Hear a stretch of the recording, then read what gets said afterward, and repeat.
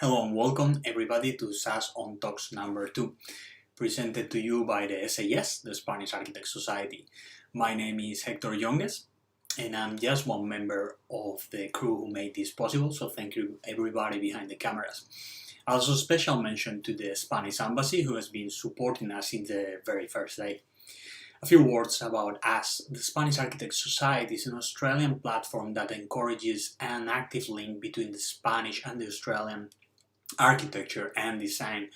Nowadays, you can find many professionals of architecture and design from Spain established here in Australia or working in Australia from any other parts of the world. And our guest tonight is not an exception to that. Finally, you can follow us if you want in Instagram, in Facebook, LinkedIn, or YouTube. Just type SAS and you will find us there. Today is Friday, 9th of October of 2020, and we are very honored to be joined by Professor Fernando Jerez, who is no less than the founder of the SMAR Studio. SMAR Studio, to give you an idea, has more than 20 international awards, has an international presence with studios in Spain, Lithuania, or here in Australia, more precisely in Perth. In Lithuania, they are currently constructing the Science Island Museum, and also they were recently shortlisted for the Guggenheim Helsinki International Competition, which has more than 200 participants. So a huge achievement, no doubts. Their work has been exhibited in many countries, like in United States, in Spain, in Portugal, or here in Australia. And they have also been published in more than 10 international magazines. So no doubt they are a big studio with international presence, well awarded and well recognized. Excuse me. During the event, please bear with us because due to the multiple locations where I'm streaming from, we may have some small issues, but be sure our technical team will sort it out. Also, this is a live event, so use the live chat box to drop any comments you want, and also we will have a Q&A round at the end of the event, so please type your questions there for Fernando or anyone else, and we'll be more than happy to answer to you. So, without further ado, here is Professor Fernando Jerez from Perth. So, please, Fernando, take over from here.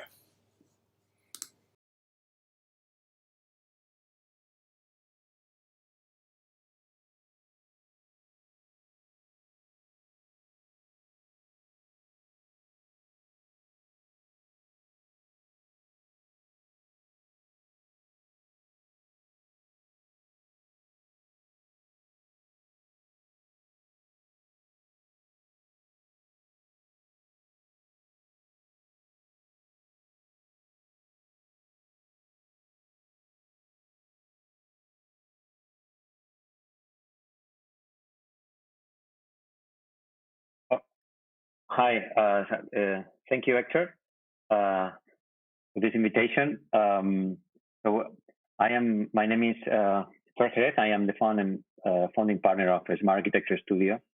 We are an office placed in Australia, and we have some representation in other countries as well. So I'm going to show you today some projects, some recent three projects that represent our philosophy. I'm not going to bore you with a lot of projects and images, but just to show you where we are now, where we are interested in. So our practice is been working the last few years. I would say, the last 7 years, basically in two continents and three countries: Australia, Spain, and in Lithuania, where we have won some work. And the three countries, they have totally different landscapes and totally different conditions. So it's been a very interesting experience for us, being able to work in these different and contrast how architecture has to be different depending on where you work. So this is a couple of screenshots of our website where, if anybody's interested, they can see the things that we are doing and how we understand, a glimpse of how we understand our work. we have worked in the last few years in different scale projects, from small pavilions to mid-scale buildings to large buildings. And the large buildings have been coming mainly through competitions. So I will talk a bit about that. Also, our practice is not a traditional practice in the sense of full-time practitioners, because we are also academics and researchers. So we try to intertwine the academy with cutting-edge research and collaboration with interesting researchers and the practice. And this is a diagram that shows some entities and people which we have collaborated with. So we believe in collaboration and in order to get good work. This is a bit some of the projects that we've been doing in these last 7 years. Now we're working in the US as well. So another tick in this map, but mainly has been Australia and Europe. And I'm gonna show this little diagram, which was made by I think an interesting think tank when the Guggenheim competition came, which was a diagram that shows a collection of the most relevant in international open ideas competitions of the 20th century and in number of entries. So you can see in this column the number of entries, and in the X you can see the years. So we have, for example, the Senior Opera House competition attracted 220 entries in 1959, and the Pompidou Center in Paris attracted a bit more than 600 entries in the 1970s, and the Alexandria Library, for example, attracted a bit more than 400. So these are the last international open ideas competitions that we have taken part of, which they had a considerable number of entries. The Guggenheim Helsinki, for example, had 1,715 entries, and the last competition which we have participated and been shortlisted in the Urban Confluence iconic building in Silicon Valley attracted almost 1,000 entries. So when we've been lucky enough to be shortlisted or won the last 10 competitions we have participated in, and we feel that all these international ideas competitions, they have in common this kind of aim or goal from the city councils or organizations to create landmarks and iconic buildings, the same way the big cathedrals were in the Middle Ages or 19th century or 20th century. This kind of these kind of buildings are the ones that correspond. It's a correlation between this kind of iconic landmarks with international ideas competitions. So you don't compete to design an office building normally. You compete to design this kind of iconic landmarks. But at the same time, we are living in an era where the big companies they're not interested in the physical presence, but in the digital world. Where hotels, for example, the most successful hotel company in the last few years, it doesn't own any physical building, but it's about an idea. It's about an idea that connects people and provides accommodation. So I think this is important for us to try to understand the contemporary society and how the world is working right now, even though we are through architecture proposing physical structures. And when these digital companies decide to build something, to provide a physical space, they almost want this physical space to disappear. It's kind of a transparent, visible spaces. So for us, um, this is really interesting because if the purpose of these old iconic structures, like the cathedrals I showed before, was to congregate people, and they became kind of public spaces. They generate public spaces around. Now this role has been replaced by these digital companies that, when they decide to go and build something and become physical, they generate, because mainly because of Wi-Fi, they generate public space around. And this is something that is really interesting for us when we design elements. So in the past, and a more recent past, iconic, extravagant buildings, very good ones, were the ones that generated this public activity around. Right now, that role is more is replaced by paradoxically by digital companies. So, but then still, is there is this goal from the entities proposing these competitions to have these kind of iconic landmarks in the city, like Sagrada Familia was in its time. Another interesting thing that we are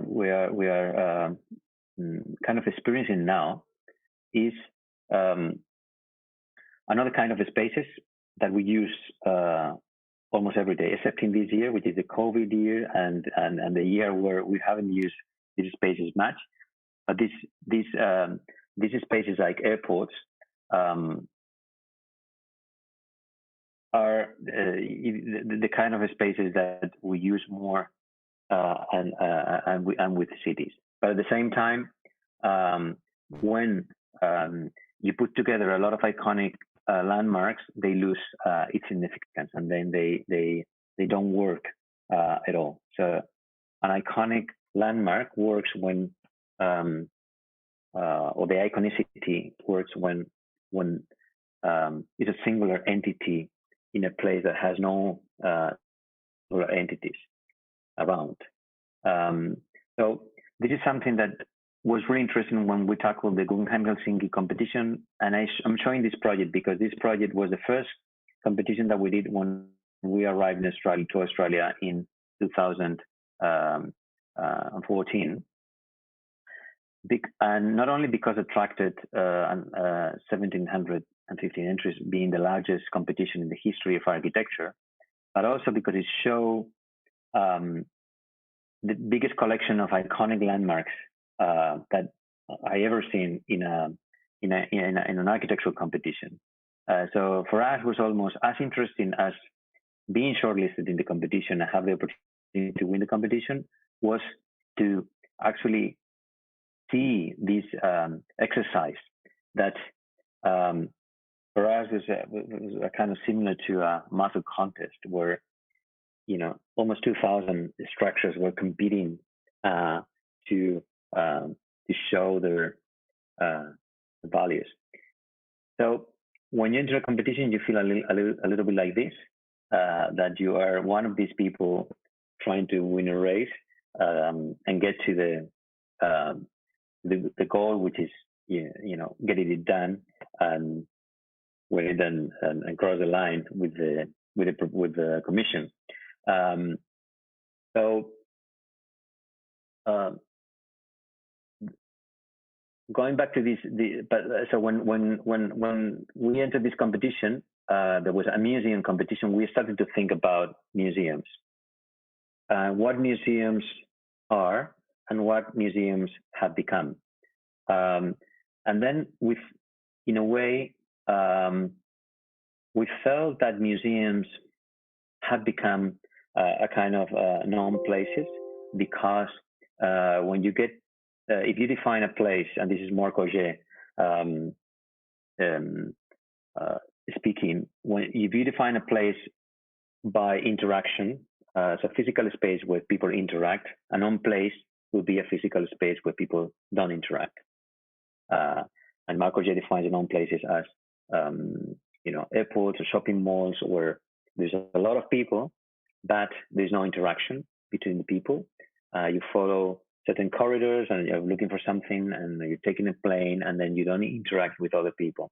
So we felt in a way when we were doing the competition at the Guggenheim that the museums, they have become something like that, kind of known places where you're following signals to go to certain exhibitions, but you don't interact with people. So museums have become this kind of collection of corridors and collections of rooms where people follow pathways without interaction. So a kind of a known place similar to an airport, more similar to an airport than similar to what museums were decades ago. So that was in our mind when we designed the Guggenheim. So we also did a bit of research in Helsinki, and then we found out that it was like a bit like that in the city, where museums had become kind of empty boxes or empty spaces where people don't go as often, while what people enjoy is to congregate in these kind of festivals or public events that happen in the city. So this paradoxical situation where you are designing a space for people, but where people don't interact, and finding out that the real interaction is happening in other places. That is something that we can read now very easily in our society, where the streets have become a kind of known places because people don't interact with each other anymore. They interact with a device all the time. But that's a very very interesting thing for us because probably that is linked with certain kinds of architecture that we are witnessing around the world, and that sometimes end in ghost cities. But maybe we are living in ghost cities already. It doesn't matter the continent, where people hide in the cubicles and interact with machines instead of this kind of concept of the Mediterranean city or the European city, where in public spaces exists the interaction. Even in American universities and American high schools and primary schools, they are realizing that human contact is now a luxury good, and you're paying more money to avoid having technology, to leave the technology outside the school, so we have to now pay to have human contact. And this is something that really has been interesting for us for the last, let's say, for the last 10 years.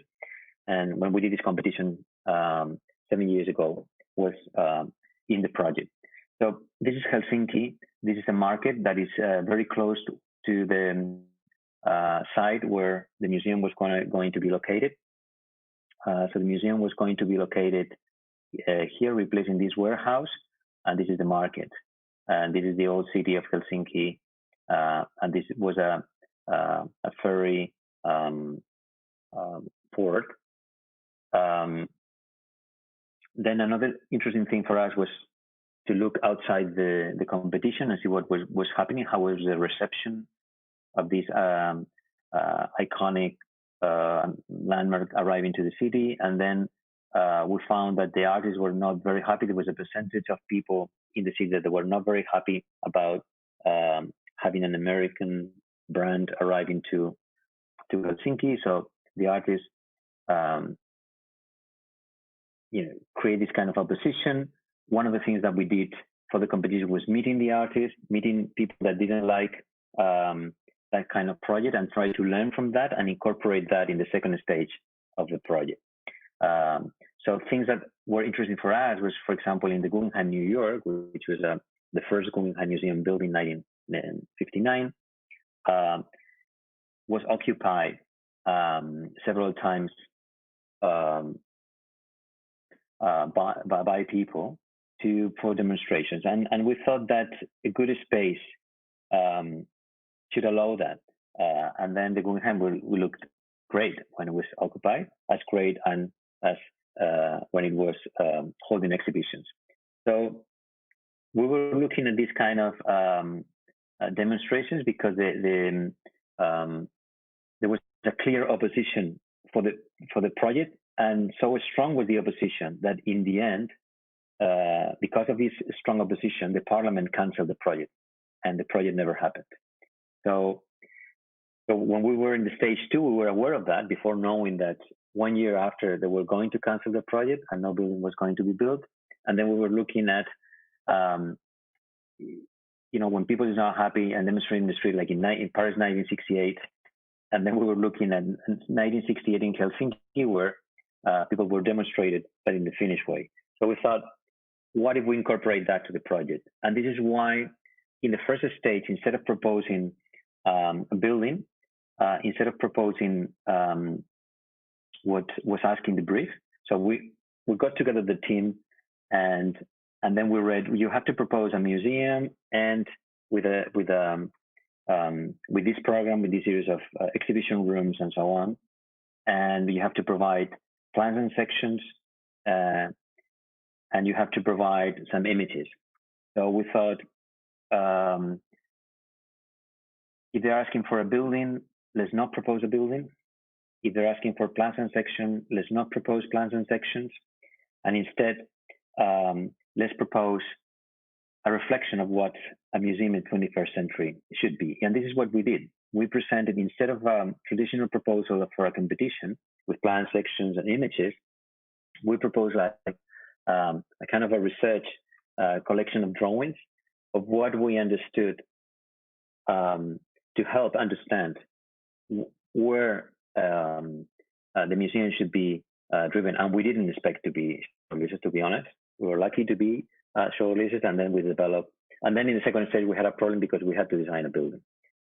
So when we had to design a building, we said to do these things, and then how to incorporate the people that were not happy with the museum into the museum. So we create a double structure, that a kind of public space, a public street for the local artists, for graffiti artists, for street artists to participate in the ground floor, while in the day, workshops for kids and for people were in a constant dialogue with the exhibition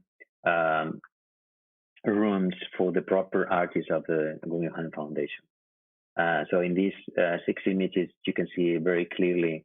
So the first one would be like this kind of public, no ticket space for the local artist, and then on top and intertwined with this space, you have the space with all the galleries and so on, where you can exhibit, the consolidated artist, and then establish a dialogue. So you can have someone totally unknown artist doing a graffiti downstairs, while you have a piece of Jeff Koons worth $400 million in the top floor.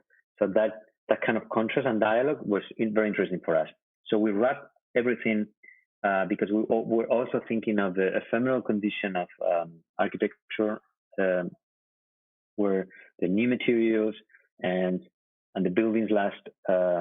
They're not designed to last 1,000 years, but to last less. And then architecture need to incorporate this kind of flexibility. So we create this envelope, with a textile envelope that we borrow from some sports centers in Canada. Actually, we work with Arup to develop in this kind of thermal scheme that allows to wrap the building and create the right conditions for low temperatures in Finland. This is the model that we did for the second stage, where you can see these kind of intertwined spaces between the public no ticket space and the museum spaces. Okay, so I'm gonna jump. I don't know how I'm doing with time, but I'm gonna jump quickly to this another competition. This one was a competition that we did in end of 2016 in Lithuania. It was a signed museum, another museum on an island. You can see the island here. On the left, you have the old city. On the right, there's a south bank where new developments are happening. And we were lucky to win this one. And this one now, the museum just has started its construction. So this is one of these happy moments where you win a competition and actually is being built, because what happens with competitions is normally they're very difficult to win. Then once you are shortlisted, it's very difficult to be first.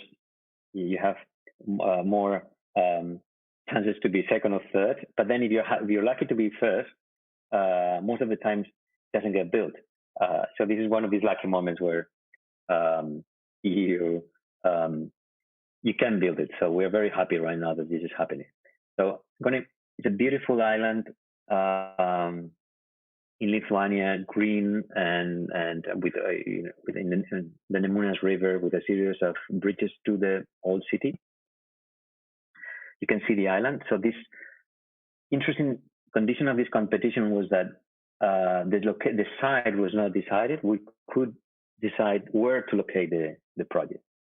And that was very interesting because we need to take in consideration flood and tides and also the amount of trees, so the nature there. So in order not to damage the island, but also, so we started to try to understand these conditions in Lithuania. All these images are from Lithuania, where they have the relation with water, the relation with artificial and natural. It's a very green country, and this is one of the diagrams that we propose.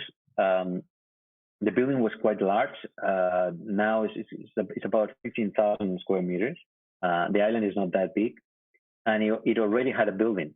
So you can see here is this big building with a car park, which is the arena for the Žalgiris Kaunas basketball team. So people go to the island to see basketball games, but also go to the island for things, and I'm going to show you that. So first thought we had is, why another building in the island? Because you see the size of this is only occupying 1/3 of the island. So we didn't want to kind of ruin the island, putting a big building on top of it. So what we thought is that a big building with block views would kind of ruin the natural landscape. So let's do something that is more integrated. But at the same time, of course, the mayor of the city wanted a landmark, an icon, something visible from everywhere. So the challenge was interesting because we need to do something we wanted to do something that was integrated, but also something that could be visible from the mayor's office. And it was funny because when we showed the building to the mayor, I said, "Where is the building? I cannot see it. I cannot see it from my office." So this is where we decided to locate the building. So this is a bit slope, about 4 or 5 meters of the slope between one side of the island and the other side of the island. The left side of the island, so the right side of the island is connected to the old city. The left side is connected to the south bank. So we decided to take advantage of this slope to place the building there. This is where we place it.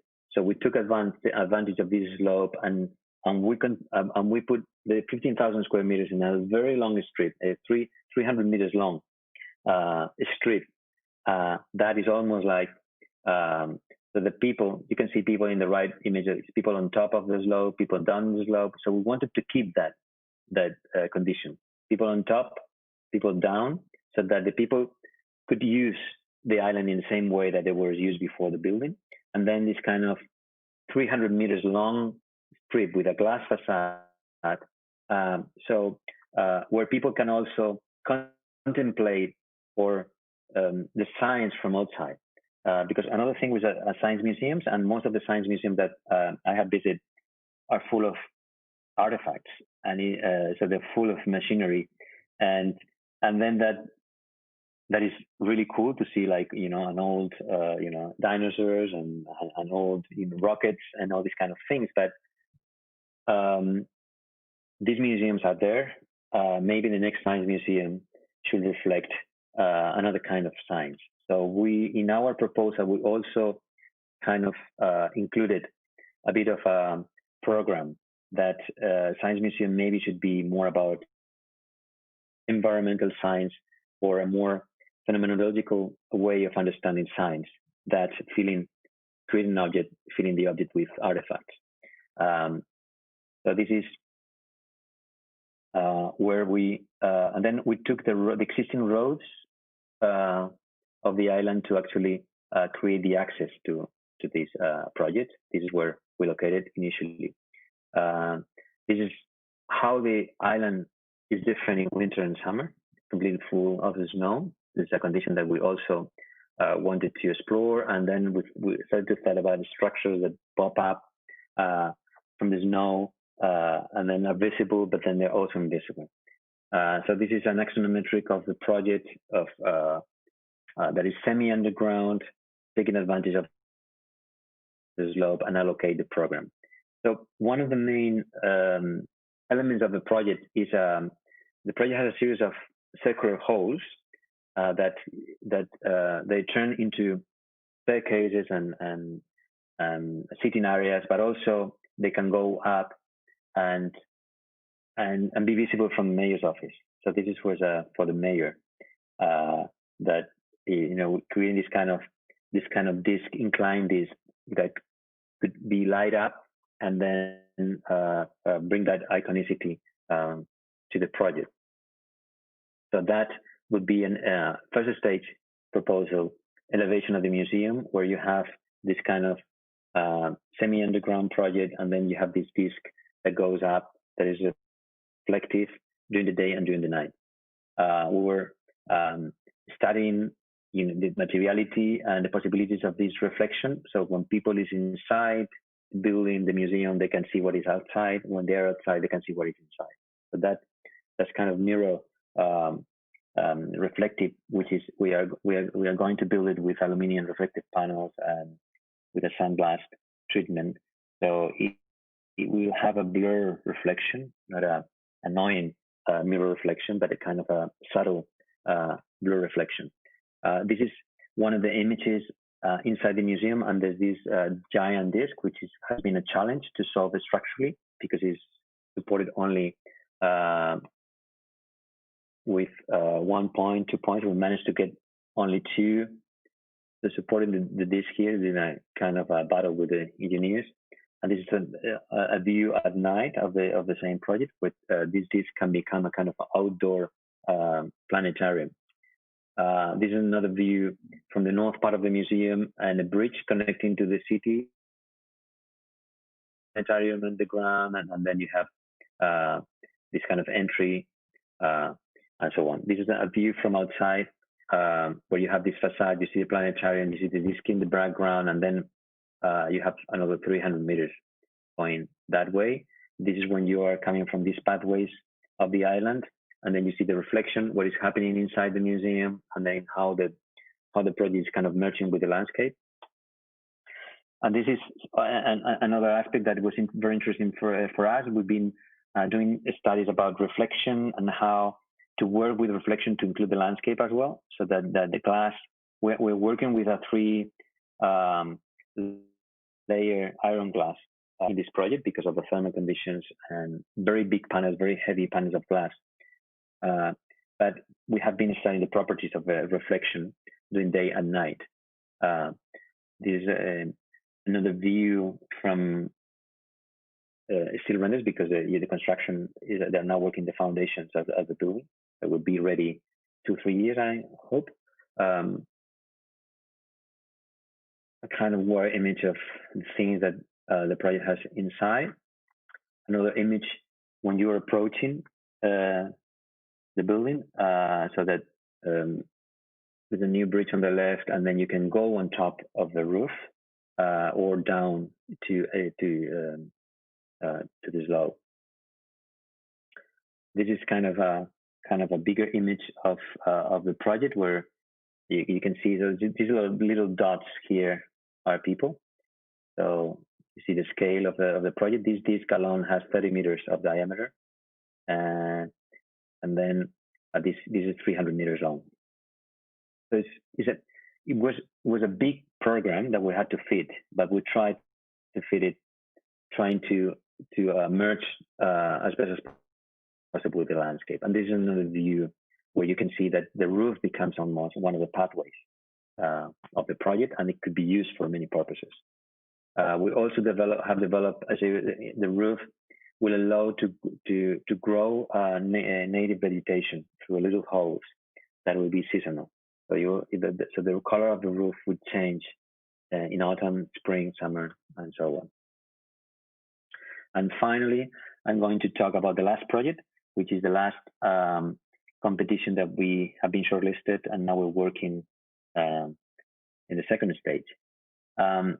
This is an interesting, very interesting competition for us, because it was in Silicon Valley in California, close to San Francisco. This is the Bay Area of Silicon Valley. Well, what happened? Sorry for that. Something happened in the station.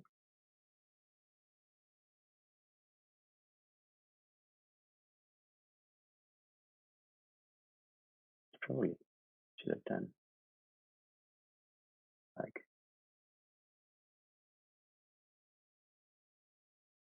much better like this.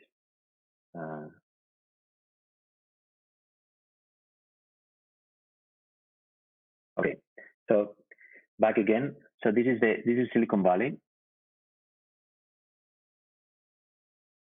San Francisco here, and then sort of LA, and Silicon Valley is famous because of the technological companies that are ruining our lives right now. So all the tech companies, all the giants of technology that are worth billions of dollars and are shaping how we live for the good and for good reasons, and maybe hidden reasons we don't know, are here. So most of them you have from Tesla to Apple to Google, Facebook. All these companies are here. So it's a huge collection of technology and talent in this valley. The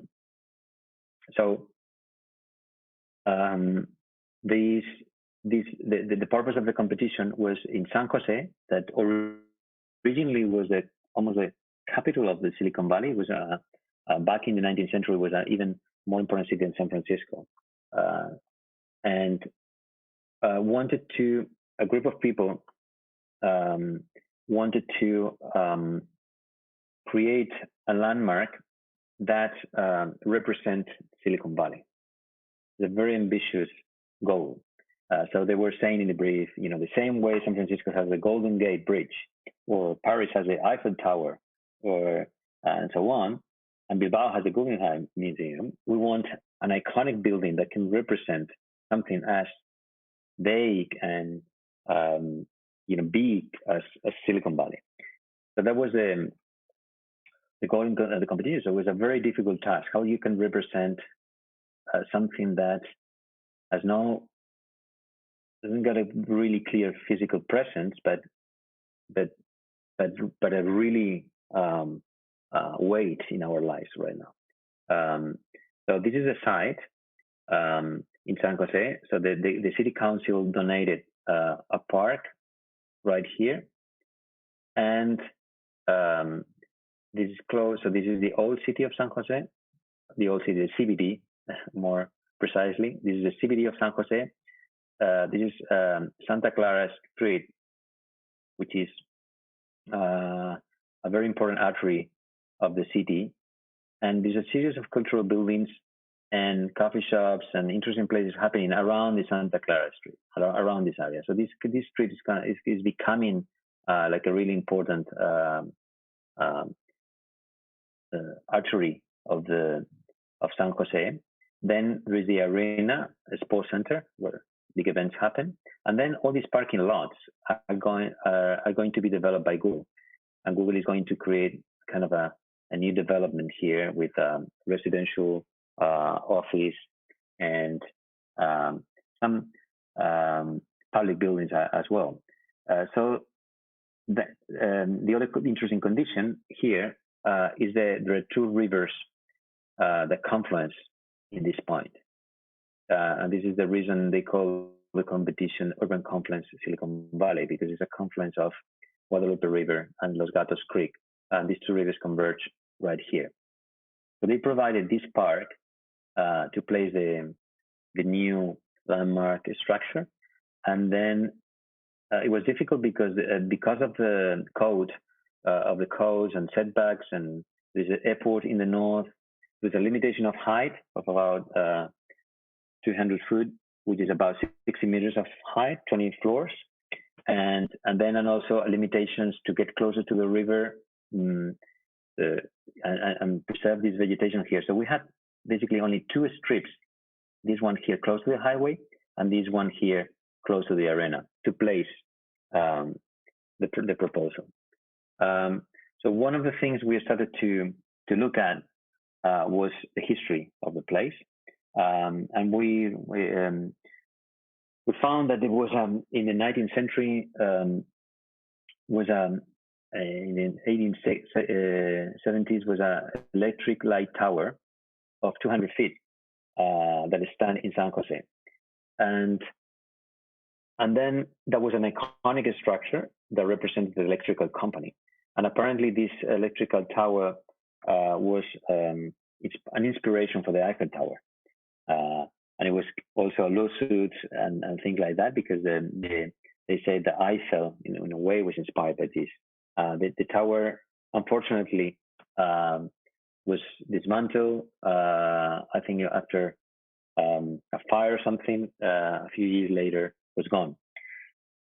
And in the brief, specifically, the jury said, we don't want another electric light tower. We don't want anything. We want the project to be a new landmark, something new, fresh, an icon for the local community, the United States of America, and the world.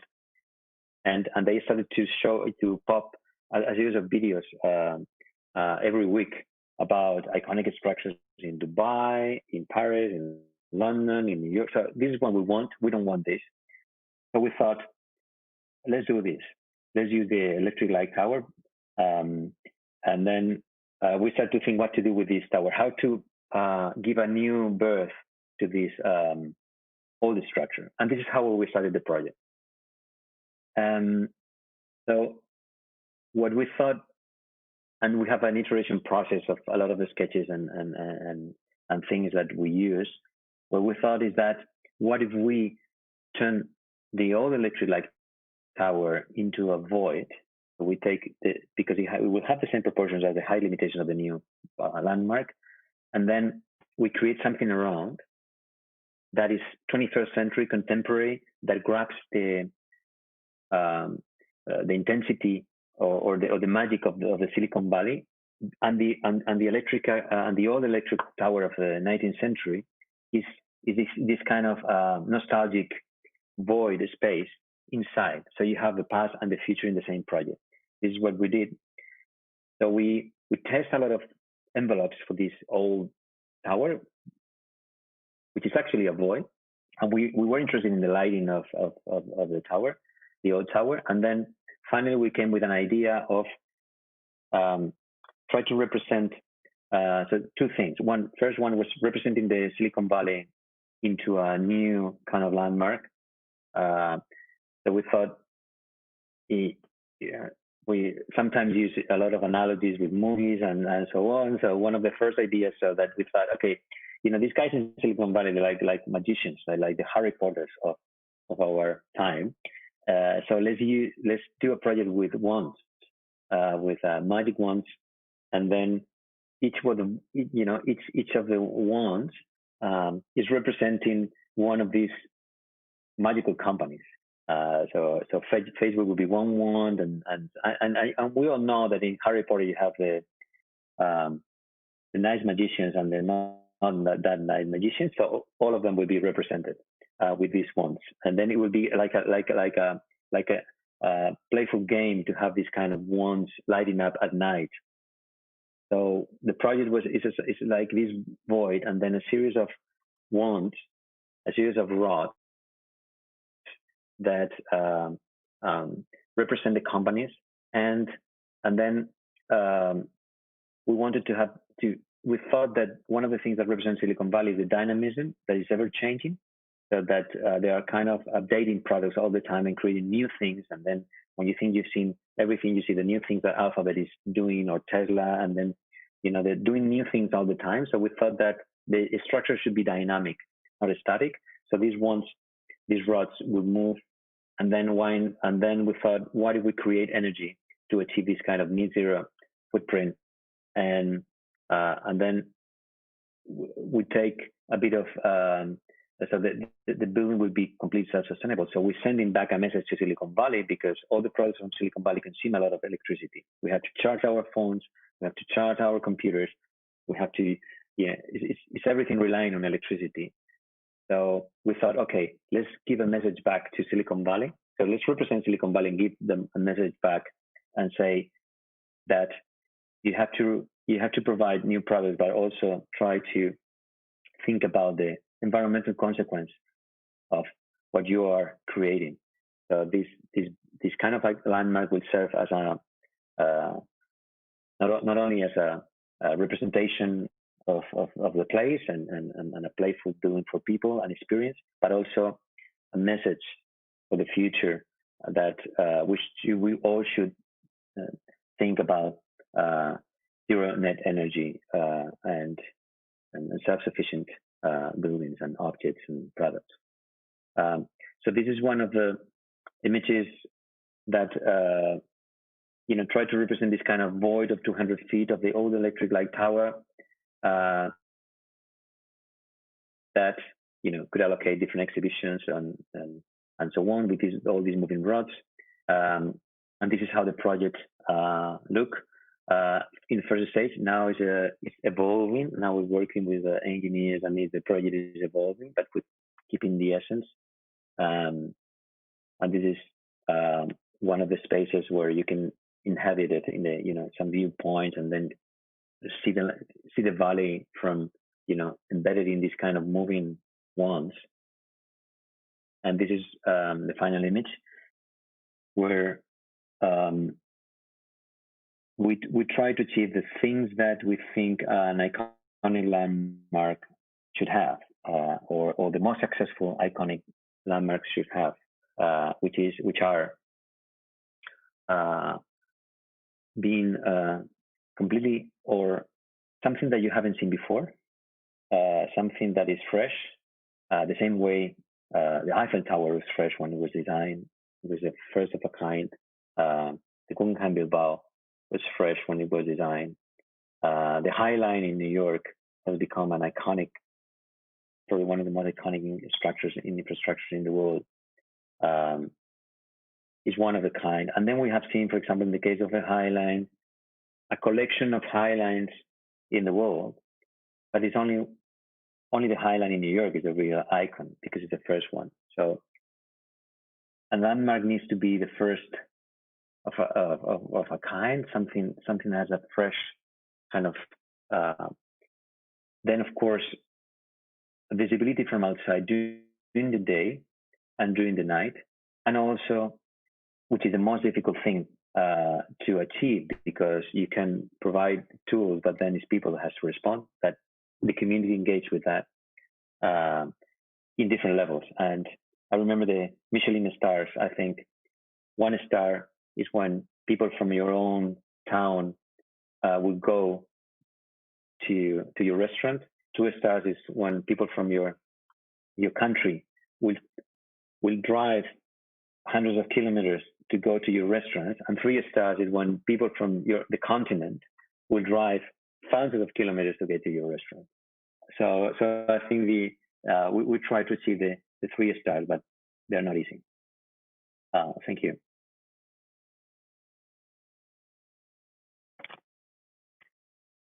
Thank you, Fernando, for that amazing presentation. It was terrific, really, to see all the work you have put out there. Can you hear me clearly? Yeah, sure. I can. That's good. I have a summary of questions here that I have been receiving during the presentation. So if you want, we get a crack on it. The first ones I've compiled, they are about competitions and iconic buildings. So here we go with the first one. Do you think that the quality of the buildings during international competitions is compromised by trying to push on the iconic and more flashy aspect of the buildings? I think that when they do international competitions, it's not that all international competitions, but most of them are like that. And then one thing is what the brief or the organizer are asking, and the other thing and the other thing is what you respond. So and in our case, we never reply exactly where they are asking for. I think we should. We should. One of the first things we do is review the brief and see if they're asking the right questions. So most of the times we come up with new questions, and of course, new answers. And then the interesting thing, and we only do these type of competitions when we do a competition, because a competition is very expensive for a small office, because if it's an open ideas competition, nobody gets paid. It's a lot of hours. You have to put resources on that. So you cannot, if you have 1,000 employees, maybe you can do a competition a week. If you have a small office like us, you cannot do that. So we look very carefully about the jury, and for us, it needs to have guarantees that it's going to be fair, and there is interesting people in the jury, smart enough to understand, to have a conversation with. So we feel that the jury is full of local stakeholders. We don't enter the competition because probably the outcome will be another local stakeholder. If we feel that, so the only guarantee for us is that the jury has enough variety, and they come from different countries. A good example is the Guggenheim competition. You have in the jury was a Japanese, there's an American, you have Finnish, so you have Northern Europeans, Southern Europeans, from almost every continent. That guarantees that, and also very good designers and architects. And we're very interested when there are artists also involved, and sometimes engineers. So it was just to give you an example. We did a competition in Peru for the National Art Museum extension, and that competition congregated about 400 entries, or quite a lot of entries, and then not all, but most of the big firms. So it was really, and this is something that surprised us. We didn't expect that high quality of firms and big and large firms taking part in this competition in Peru. But it was like that. And then the jury has 6 members. 3 of them were not architects, they were international.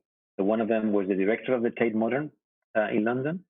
Another one was the engineer responsible for buildings like the MoMA, New York, and other Whitney Museum and other important iconic museums in America. And another one was a member of the Pritzker Prize, jury member, but director of a gallery, not an architect, a curator. So, and then there were 3 architects that were local. So when we did the presentation, we got the support, and it was a tight battle because we were in the top 3, and then we had to fly over Peru, and then it was the 3 teams presenting live, and the decision was going to be made in hours. And then we got the support of internationals, but not the support of the locals. And then tricky there. And then, of course, a local team won the competition. So we lost one of our supporters because he had to fly to London, and then it left us with 2, 3. So that proves that there's an inertia. And then interesting comment was also coming from one local jury in, after the competition was, solved and everything, informal culture conversation with one of the local juries of Helsinki in the Guggenheim that told us where we are happy that we don't have any Finnish firms in the second stage because the pressure would have been huge. So I think you don't control those things, but we try to first look at where is the people that are going to judge the work, and then we believe that if they're coming from different places and different backgrounds, it's going to be more interesting. Yeah, the more variety in the jury. You haven't replied the question. Yeah, no, you went beyond what we expected. So thanks for the insights. Another one we have here is, how can competitions be encouraged to be a broader founded part of the commercial architecture? So how maybe the competitions can provide more funds or more economical support to the participants to make it less risky for the firms participating? Sorry, I lost a bit of the first part of the question. We're saying the first part of the question, sorry, that I lost your... How the competitions can be encouraged to be a more broader founded part of the commercial architecture. So how to inject more money in those competitions, not to be a risky exercise for small companies, for instance. Yeah.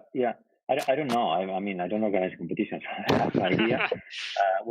What I think is that, for example, in Europe and in Spain, for example, which is a case that I know better, in Europe, competitions are part of policy. So every public building has to go through a public competition. Yeah. Having said that, there are countries that respect that policy better than others. So because the rules are kind of open. But if every public building, let's say in Australia, has to go through a open ideas competition or a kind of competition, that will create a lot of opportunities for a lot of people. Yeah. Also, another thing is that open ideas competitions have been the opportunity for a lot of small firms and recent graduates. Mm-hmm. So I think if you're a young student or you're a recent graduate or a young architect that you want to start your own firm, you don't know many clients, you don't. A good way to start is doing ideas competitions, and it has to be open and anonymous, because otherwise the same suspects will win all of them. So they have to be judged only in the quality, based on the quality of the work, and not based on the track record of the firm. Because obviously, you're big, you have so the name and the track record. And this is an exercise that should be more often. I don't think Australia has a lot of anonymous competitions. I probably remember that the last one was the Sydney Opera House in 1959 that I remember, but maybe I miss. There are a lot of invited competitions and expression of interest, which is a different process, because then the name and the track record. And I understand that the clients want to really, they don't like risk, but I think for a particular kind of projects, maybe smaller projects, it should be open for young generations to be able to, try there. Yeah. I also think in that aspect that the 2 stages competitions, being anonymous, for instance, can be a good way. In the first stage, you present a very brief concept, and then in the second stage, you pre-select a couple of them and you give them some budget to go forward for the second part of the process. That's probably a way to do it. Let's go for another one here. What stands out in the design process for competitions as opposed to other types of works?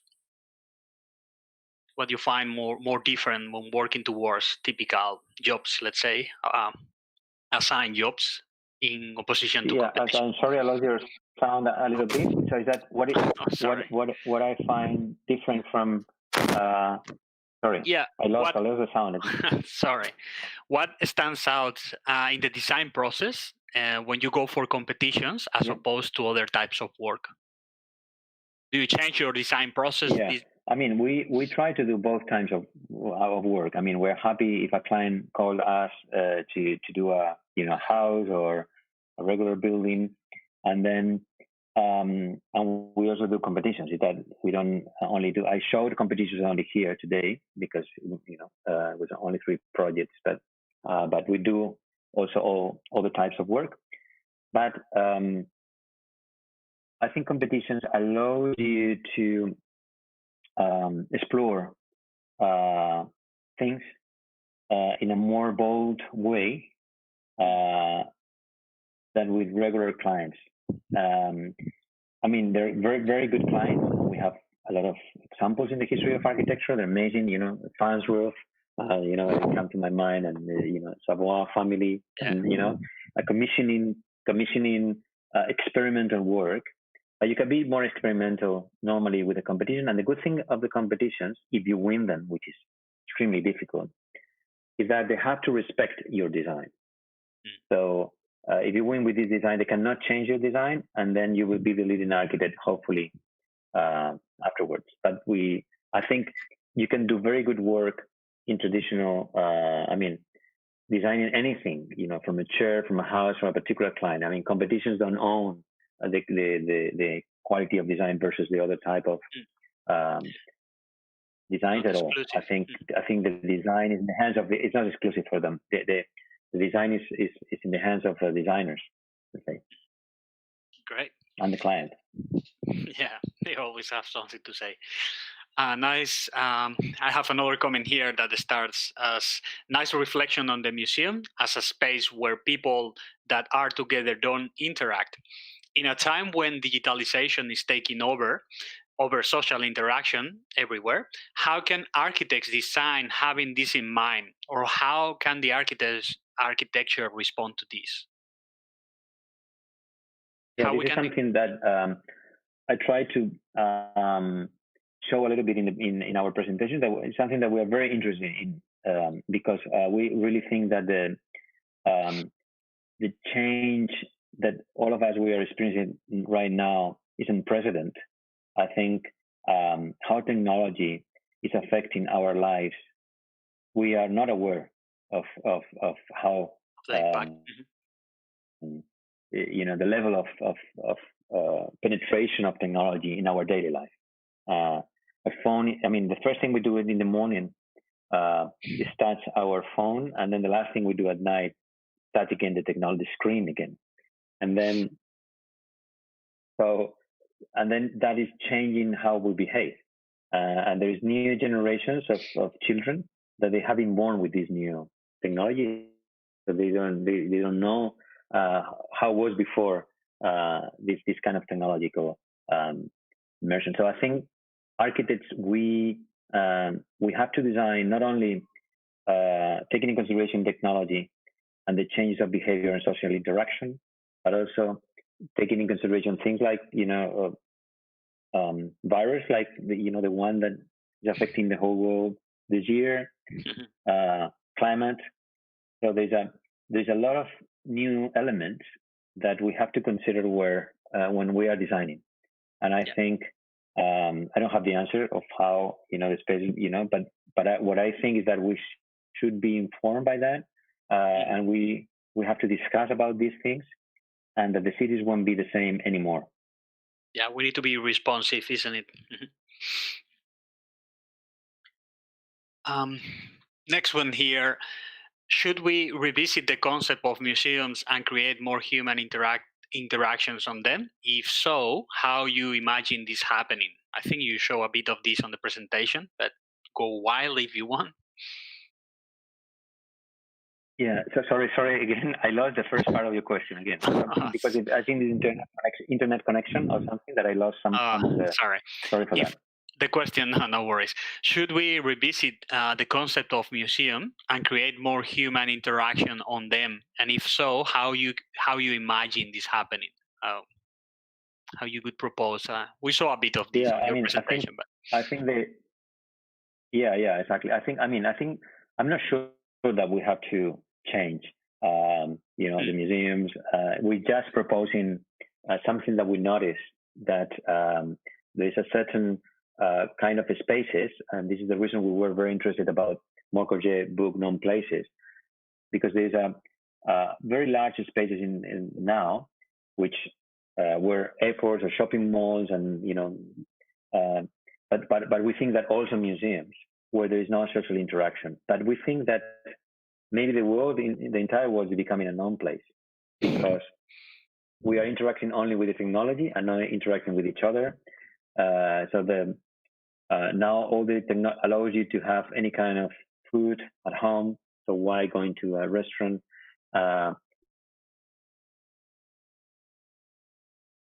And pay for and go to bed very late. So the places where social interaction was happening, they have been replaced with technology. So I think this is something that we have to,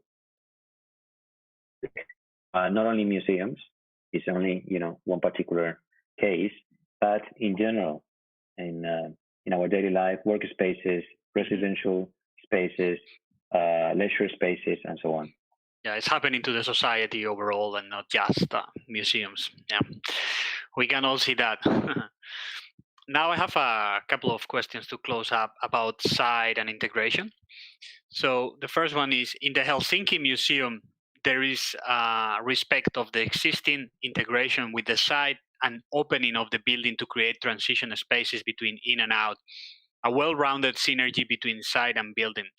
Did you feel any resistance from the client side with this welcoming approach in terms of security, surveillance? Were they opposed to this concept, or were they welcoming to it? Actually, I don't know. I think part of the jury really like it because we got shortlisted, and then among this number of entries, probably a jury like that found it interesting, but we didn't end up winning the competition. So probably I don't know. I don't know if it was related to that, and we got it very far, or it was not related to that.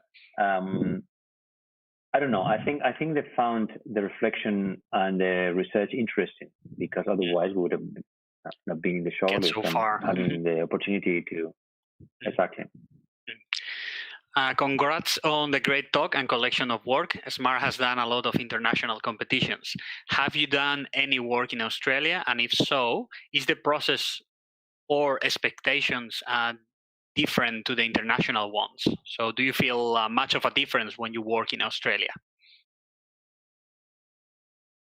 Yeah, sorry again, I lost the second part. I hear the congratulations on the competitions, and the question was? It's the question, the thing that always fails. So I try to swap it over. Have you done any work in Australia? And if so, is the process of or expectations different to the international ones? We have done some work in Australia, yes. It's a complete different, Australia is not different from any other country in terms of, clients and, so we've done some work for the government, we've done some work for some clients. So it's not much a difference. When you're a designer, the process is almost the same everywhere. And Australia is a great place. So I think when you work for a client, it's a type of relationship. You have to establish a relationship with the client, depending on how big is the client. It's not the same a private client that commissions you a house that a government department, where you have a series of people and some meetings and so on. It's more so I think we try to identify which are the needs of the client in each case. There's a client behind a competition as well. Mm-hmm. The same way as I said, versus a government project, it's another different client. So we try to identify the needs and the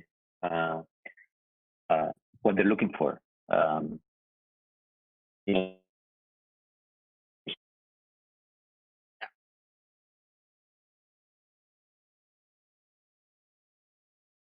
I think I've lost you there for a moment. Fernando, do you hear me? yeah. Now, Okay, yeah, okay. I can see you now. Yeah, perfect. I lost you for a brief moment there. There is a small continuation of that question, and is do you think the Australian built landscape could benefit from having more open ideas competitions, which is something you touched on briefly before? Yeah, so if I think Australia would benefit for having open ideas competition, is that the question?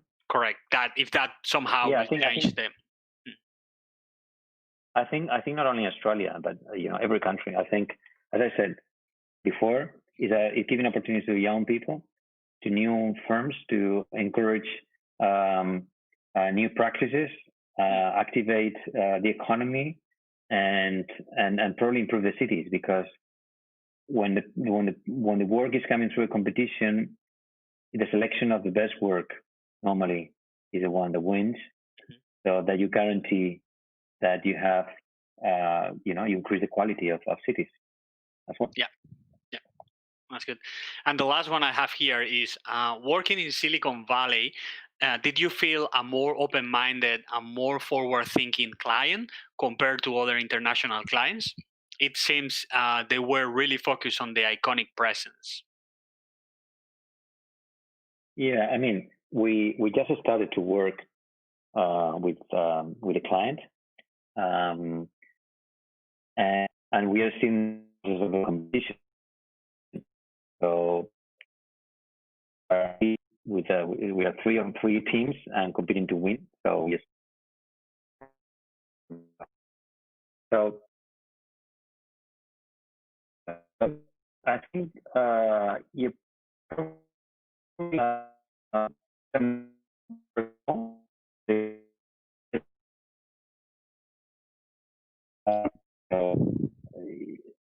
The US is a slightly different from other countries. You feel that, but I mean, similar, but there's certain things that, for example, there's a big difference between working in Lithuania and working in the US.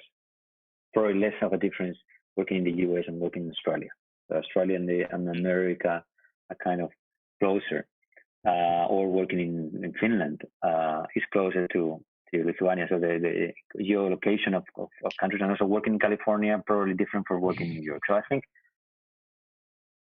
that is a change.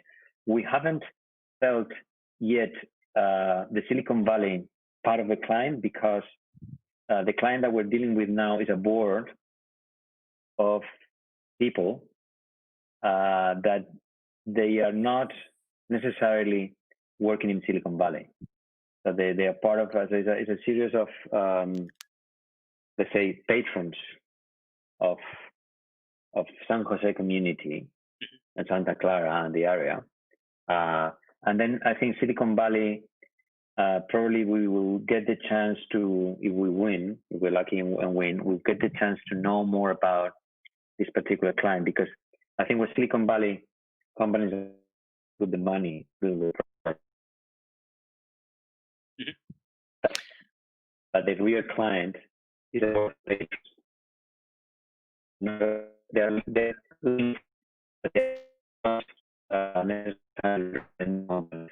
of the Silicon Valley. So we know what we feel is that.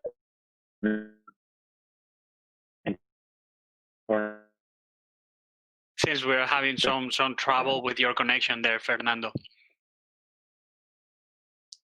Sorry, so you lost all of what I said. Most of it, right? Maybe part. But anyways, it's been terrific having you here today, Fernando. Anyway. Thank you very much for the presentation and for spending and sharing your time with us and answering all these questions. Many thanks to everybody in the team who helped to this, again to the Spanish Embassy, and to everybody watching. If you want, please follow us. And we hope to have you in the future participating with the Spanish Architect Society, if possible again, Fernando. Okay. Yeah. Thanks a lot, Hector, and all the team that made possible this, for the invitation, for making possible this with all the technological issues that normally happen in this world. So thanks a lot, and good to